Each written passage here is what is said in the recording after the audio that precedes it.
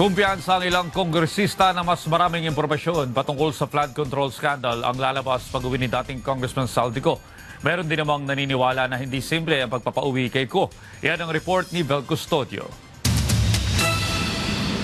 Kasunod ang ulat ni Pangulong Ferdinand R. Marcos Jr. sa proseso ng pag-uwi ng dating kongresista at pugante na si Zaldico. Ilang mga mambabatas ang umaasang mapanagot si Ko at ang iba pang mga sangkot sa mga anomalya sa flood control projects kapag napauwi na sa bansa.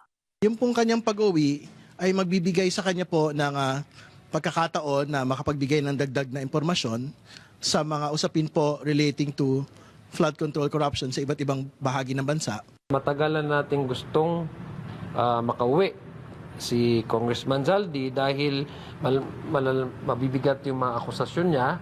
And I think no average-minded Filipino would ever take him seriously if he would not subject these allegations of his to a proper documentation, meaning it has to be sworn by him na totoo yung sinasabi niya para at least may pagkakataon din na ma-cross-examine, ma-double check yung kung veracity ng kanyang claim.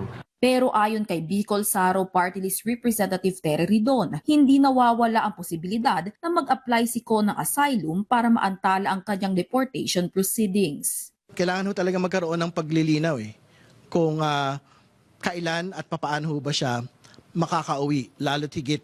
Siyempre, yung pong mga asylum proceedings ay isa ho doon sa mga option din po na natitira para sa kanya para ho hindi rin ho makauwi sa pinakamaagang panahon.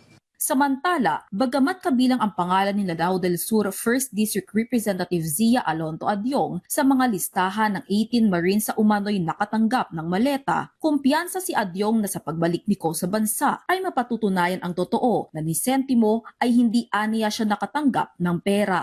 Ako naniniwala ako pagkat nasa katotohanan ako, ang aking sinasabi ay totoo, that I unequivocally and categorically deny kung ano yung mga sinabi ng ng mga 18 Marines. Ang natatakot yung mga taong gumagawa-gawa ng rason technical at hindi harapin yung mga akusasyon na hindi sila makapagbigay ng square answer to these allegations.